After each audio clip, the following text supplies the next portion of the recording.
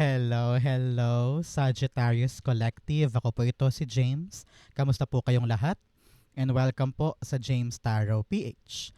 Ito po ang inyong June na manifestation reading. So alamin po natin kung ano po naghihintay sa inyo tungkol sa inyong mga manifestation. Ano po ang update sa kanya?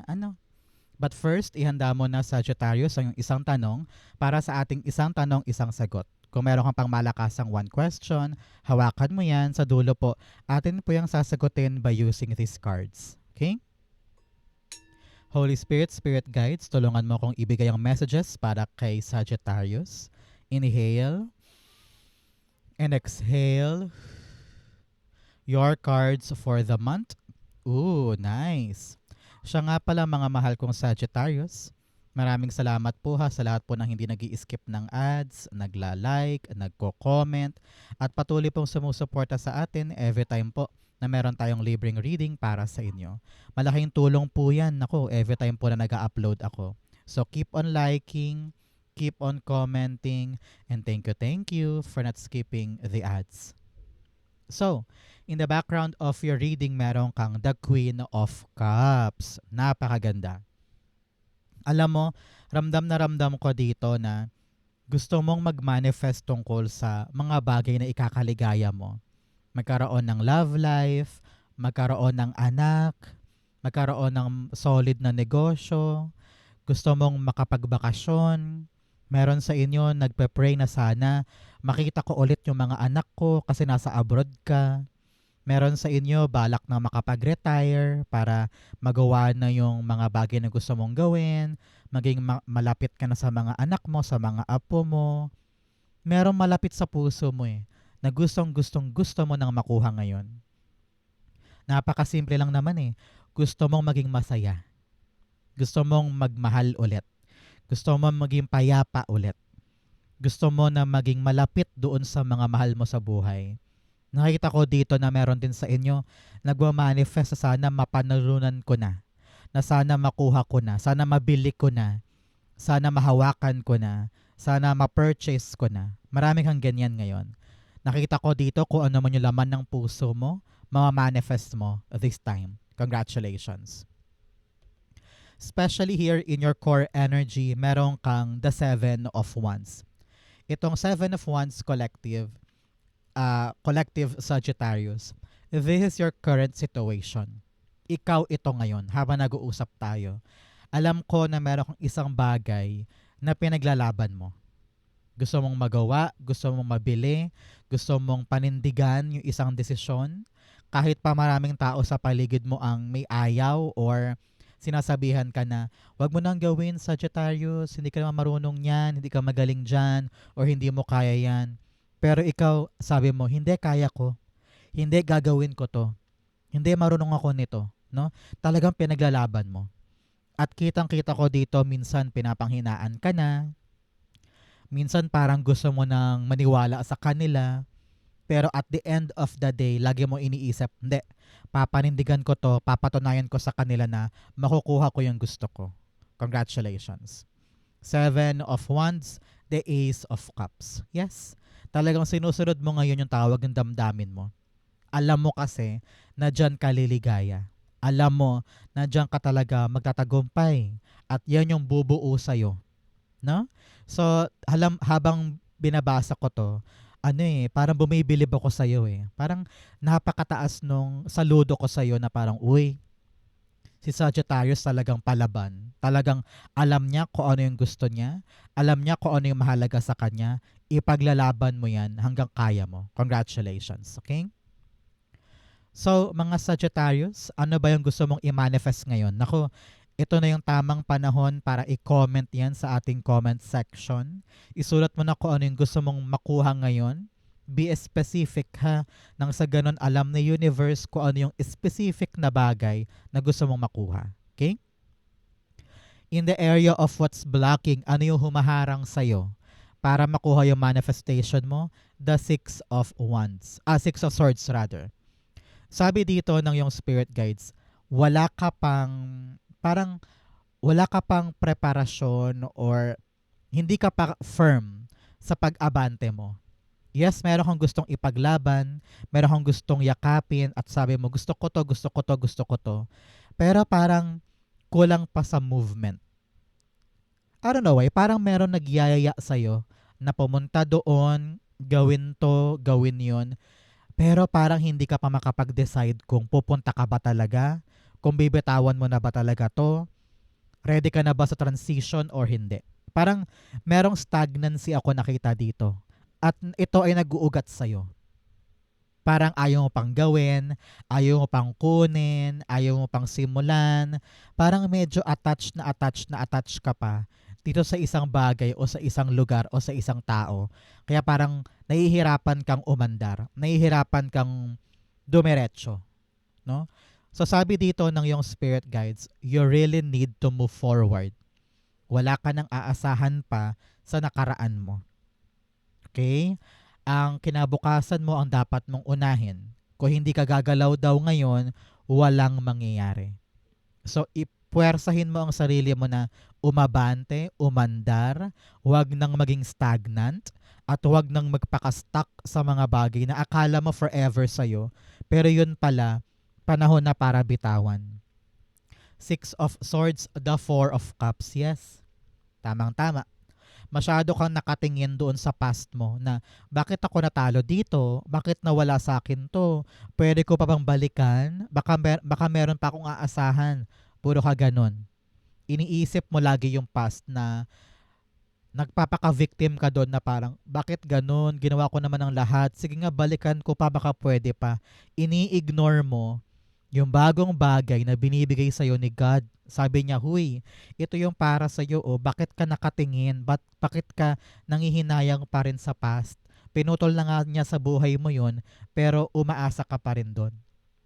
Kaya ka hindi nakakaabante, it's because ayaw mong buksan ang sarili mo sa mga bagong bagay. Okay? Sabi dito, open yourself to new things. Try mo lang, subukan mo lang. At yun talaga yung magpapaabante sa'yo. Okay? So, mga Sagittarius, ano ba yung mga pinakamagandang katangian ng isang Sagittarius na proud ka? Halimbawa, sabi mo, dahil sa katangian kong ito na Sagittarius, nagawa ko to. Natutulay ko to. Kaya ako ganto dahil Sagittarius ako. Ano yung katangiang yon? Comment down below. In the area of what you need to do, meron po kayong the Justice card. Sabi dito, ang kailangan mo kalkalin yung katotohanan. Parang meron ka pang dapat malaman, meron ka pang dapat buting-tingin to make sure na yung bawat hakbang mo tama. Sabi rin dito, balansehin mo daw muna lahat-lahat. Halimbawa, meron ka pang hindi kayang iwanan tapos may kumakatok sa puso mo na parang dapat kong papasukin, dapat kong ipaglaban. So, balansehin mo. Ano yung mga dapat kong gawin para makalarga na ako? Para makaabante na ako? Ano yung kinakailangan ko? Papeles ba? Interview ba? Kailangan ko bang pumunta ng Maynila? Kailangan ko bang bitawan tong past job ko? Pag nalaman mo na yung buong katotohanan, doon ka talaga tunay na makakasulong at makakakilos. Okay? Justice card, you have the Hanged Man. Yes. Clarity is what you need. Parang sabi dito, take this time para maupo, para mag-brainstorm, para mag-isip-isip kung ano ba yung next move ko. So kapag nakaupo ka ngayon, nakatenga ka ngayon, doon lilinaw ang isip mo eh. Kapag nagluluto ka, naglalaba, or nagdidilig ng halaman sa garden, o naglalakad-lakad, diyan liliwanag ang isip mo na parang, alam ko na gagawin ko. Alam ko na action ko. Kapag malinaw sa yung action mo, titimbangin mo ngayon. Sabi mo, tama kaya to? Doable kaya to? Practical kaya to? Kapag nag-oo pareho, boom, meron ka ng tamang action, paabante. Parang ganon. Okay? In the area of what you need to focus on, you have the Nine of Pentacles. Sabi dito, mag-focus ka sa iyong sariling kayamanan. Alam ko na some of you ay breadwinner, single mother o single father, or ikaw yung main sole provider ng pamilya. Pero along the way, Sagittarius, kailangan mo daw malaman sa puso mo, ano naman yung para sa akin? Ano naman yung kaligayahan na pwede kong ibigay for me? I've been giving a lot for other people. Paano naman ako?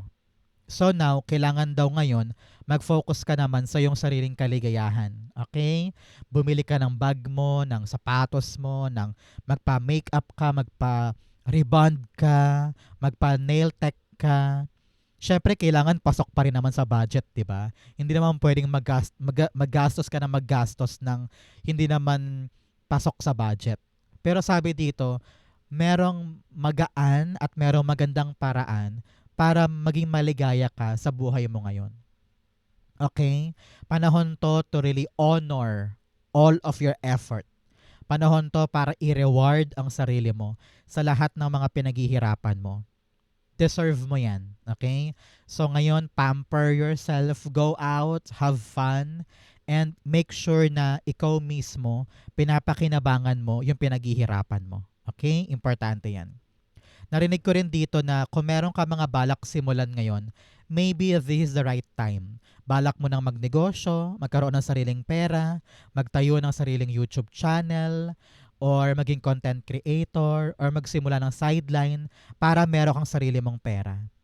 9 of Pentacles, the 10 of Swords, 10-10. May tumilapon pang isa, kunin natin, the 7 of Pentacles. Sabi dito ng yung spirit guides, with a 10-10 here, tapos na yung pahirap. Tapos na yung struggle mo. Tapos na yung time na nasa baba ka. May panahon ka ngayon para bumangon. So, empower yourself. Palakasin mo yung independence mo na kaya kong itayo itong bagay na magpapayaman sa akin. Magbibigay sa akin ng financial freedom, financial independence. Hindi ako papayag na nakadapa lang ako dito at sawing palad ako. Kayang-kaya kong pagtrabahuhan to. Kayang-kaya kong itanim ngayon yung mga punla na for the next year, aanihin ko yung kayamanan para sa akin. Doon ka mag-focus sa kayamanan mo, sa kaligayahan mo. Babangon ka, meron ka pang lakas at meron ka pang time para asikasuhin yan, para kamalin mo na ngayon yung biyayang ito. Okay? Importante yan for you. In the area of your in the area of what's coming in, meron kang narrow pathway, tread thoughtfully. Sabi dito, dahan-dahan lang. Sabi ko nga, pag-isipan, maupo ka muna, kailangan klaro sa isip, klaro sa damdamin, yung tamang aksyon. Kapag dahan-dahan ka kasi, magiging tama yung mga gagawin mo, makikita mo yung mga detalyeng maliliit, at saka matitimbang mo mabuti kung tama ba to this time, baka meron ako nakaligtaan, baka meron ako nakalimutan, kaya tamang mabagal lang. Para nang sa ganon, wala kang mamiss sa iyong proseso. Okay? In your what's coming in, meron po kayong the Queen of Swords. Sabi dito ng yung spirit guides, this month, you will make a choice.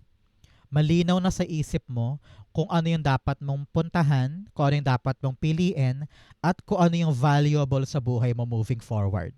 Ramdam ko dito na puputulin mo na yung ugnayan mo sa past. Sabi mo, ayoko na niyan, tapos na ako dyan, ending na yon, heto may papasukin na akong bago. Ready na ako. So, asahan mo this month, Sagittarius, yung big decision in your part. And you'll be very, very brave na simulan na yan ngayon. Queen of Swords, the Two of Pentacles. Yes, pagkatapos mong pagmuni-munihan kung kaya ko ba to, kaya ba to ng budget ko, kaya ba to ng schedule ko, may realistic approach ba to, natimbang mo na eh. And now, you're making a move. I'm very, very, very proud of you, Sagittarius. Meron ka ng malaking aksyon na alam mong magpapalinaw sa future mo. So ngayon, wala nang laro-laro, wala nang paligoy-ligoy, wala nang pagkaligaw. Seryoso ka na sa gusto ng puso mo at alam kong magiging super happy ka sa magagawa mo soon. Congratulations. In your divine messages, meron kang the energy is gaining momentum. Yes, bumibilis na. Yung iyong papanindigan at talagang ipaglalaban, ready ka ng yakapin at umabante, na pag-isip-isipan mo na, natimbang mo na, and ngayon gagalaw ka na. Bumibilis na, umaandar na yung momentum, pabor sa'yo. Congratulations.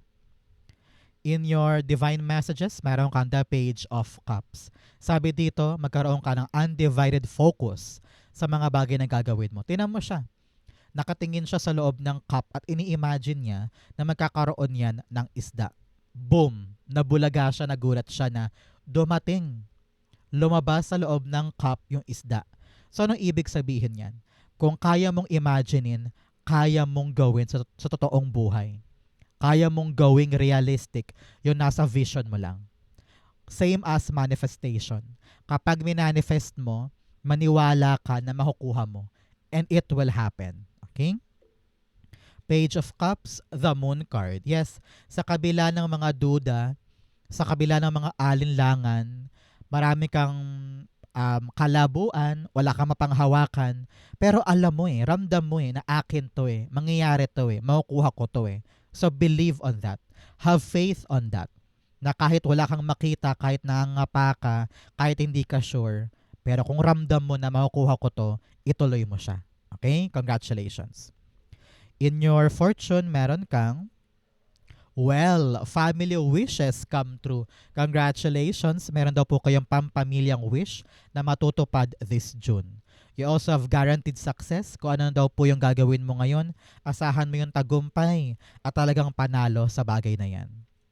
You also have frying pan, trouble or accusation. Meron daw mga taong mag-a-accuse sa'yo or aawahin ka, pero sabi dito, sisiw lang yan. Kayang-kaya mo yung labanan, kayang-kaya mo yung lagpasan. You also have horseshoe, good luck. Meron daw po sa inyong magandang swerte na nakadikit sa iyong buhay ngayon. So, sulitin mo to. Maswerte ka daw ngayon. Claim this, it will be yours. In your fortune, meron kang the Temperance card. Archangel Michael is here, giving you the assurance na kung ano man daw tong pinaghihirapan mo, makukuha mo na. Nakita niya kung gaano ka dedicated, kung gaano ka kasipag, kung gaano ka kaseryoso sa bagay na ito. Dumaan ka talaga sa proseso, dumaan ka sa sistema, at ngayon, makukuha mo na. Congratulations. Temperance card, Queen of Cups. Pinagtiyagaan mo yung mga bagay na gusto mo talagang maabot, and now, it's here for you. Congratulations. The Temperance card, the Eight of Wands. Wow! Eight of Wands is telling you, nasa tamang direksyon ka. Nasa tamang lugar ka. Nasa tamang landas ka this time. Okay? So, congratulations. Sabi rin dito, napakaliwanag, kung ano man yung inaasikaso mo ngayon na sobrang bagal, sobrang hirap, sobrang nakakapagod, ang tagal-tagal na, boom, bibilis daw yan at makukuha mo na. Congratulations. Kung meron man nakabinbin, kung meron mang matagal mong ginagawa, bibilis na ito and lalapag na sa kamay mo. Congratulations. In your near future, meron kang the Ten of Swords. Sabi dito, Sagittarius, panahon na para ibangon mo ang sarili mo. Hindi ka forever nakaplakda dito. Hindi ka forever bokya dito. Asahan mo after 10 days, 10 weeks, or 10 months, after watching this video, darating na yung rason ng pagbangon mo. At hindi ka na malungkot dahil meron ka pang bagong pag-asa. Kung nawalan ka man ng trabaho ngayon or nahirapan ka ngayon, asahan mo. No? Darating na yung ginhawa soon. At sisigla ka ulit, gaganahan ka ulit na parang, yes, may chance pa ako. Congratulations. Ten of Swords, the Seven of Wands. Meron kang 7-7 here, talaga napaka-lucky. May lucky ka ngayon, lucky energy, no? So sulitin mo talaga tong lucky energy na yan. Seven of Wands, clarifying our Ten of Swords. Sabi niya, hindi pa huli ang lahat sa buhay mo. May laban ka pa. And this time around, kayang-kaya mo tong ipanalo. You're on the top of the world. Tingnan mo naman, dito nasa lupa ka, nasa putik ka, nasa parang shore ka, dalampasigan. Pero dito tingnan mo, nasa taas ka ng bundok, nanalo ka, namayani ka. Ibig sabihin, kaya mo ulit umakyat. Kaya mo ulit ibangon ng sarili. And this time around, wala nang pipigil pa doon sa tagumpay na gagawin mo this time. Okay? So, Sagittarius, ano ang missing puzzle piece? Ano yung kulang na ingredient para talagang makuha mo na yung manifestation mo? The Ace of Wands. Sabi dito, kulang ka sa confidence sa mga bagong bagay. Okay? Kung meron kang bagong idea, meron kang bagong plano, meron kang bagong opportunity, be confident at tahakin mo yon. I don't know why, nakakita ako dito ng bagong pintuan. Parang merong kumakatok sa'yo eh. Parang merong nag-aalok ba sa'yo? Pero parang ikaw tinatanggihan mo. Sabi dito, open yourself. Be adventurous. Subukan mo lang, try mo lang, and you will see na magubunga ito ng isang bagong blessing para sa'yo. Ang payo sa'yo na yung spirit guides, out with the old, in with the new. Kailangan nang papasukin yung mga bagong bagay sa buhay mo na magdadala ng mga bagong biyaya. Okay? So be confident. Kayang-kaya mo yan. Ace of Wands, meron kang the King of Swords. Maging palaban ka daw, make a choice, stand up, kikilos ka daw tungkol sa isang idea o sa isang opportunity. Ito yung bagay na hindi mo dapat palagpasin. Lagi mo isipin na kaya ko to, lalabanan ko to, I will take action on it, hindi ako maduduwag, and I will make sure na gagawin ko siya. Kasi makamamaya, ito pala talaga yung pintuan para sa'yo, para makuha na yung manifestation. So believe in yourself, be action-oriented, and this spark of a new chance ay para sa'yo talaga. Congratulations. So Sagittarius, dako na tayo sa yung isang tanong, isang sagot. Close your eyes and think of this one question. Inhale and exhale. The answer to your question, you have the Eight of Swords, the Ace of Cups, and the Eight of Wands. Lovely. At the bottom, meron kang the Queen of Swords. Oh, pinapayuhan ka ngayon, collective na Sagittarius, na mag-decide ka na daw. Talagang kailangan mo nang mamili, kailangan mo na maging firm, kailangan mo na umaksyon tungkol sa isang bagay. Kailangan future-oriented yung pananaw mo. Parang panahon to para magsalita, para gumalaw. In your question, masyado ka lang takot. Masyado mo lang sinusuppress yung sarili mo. Iniisip mo na hindi mo kaya, parang hindi ko deserve, parang talo ata ako dyan, puro kanigahan. Sinaself-sabotage mo sarili mo. Napakaganda nito. Oh. Itong binibigay sa'yo. New opportunity ito or new chance na dapat mong ipaglaban, dapat mong isulong. And Eight of Wands here is telling you, you are on the right path. Tamang landas yan. And you will see na kapag niyakap mo to, bibilis yung andar, hindi mabigat, hindi ka mag-struggle because alam mo na talagang swak na swak siya para sa'yo. So tantanan mo na ngayon, Sagittarius, yung labis-labis mong panda-down sa iyong sarili o yung pagdududa. Kung mawala ka sa iyong shell, kung mawala ka sa iyong self-limiting thoughts, yakapin ito at talagang tutulay ka na sa right direction. Kailangan lang manindigan, kailangan lang bumilib sa sarili at maging matapang. And make a choice. Okay? So, kung ang question mo yes or no, the answer is yes. Maganda to. There is something that makes you so happy and fulfilled. Meron ka lang mga dapat plansyahin sa iyong sarili at sa iyong mga iniisip. Okay? So, congratulations. Sagittarius, ito po ang isang tanong, isang sagot. Ganon din po ang iyong June manifestation. Manifestation dust po para sa inyong lahat. Magaganap na yan this time. Thank you po for watching. Comment po kayo sa baba ha. Kung nakaresonate po kayo, babasahin ko po yan. Thank you Holy Spirit, Spirit Guides for the clarity and messages na dapat malaman ng mga Sagittarius this month. Thank you po for watching hanggang dulo. I love you. This has been James for James Tarot PH. God bless everybody.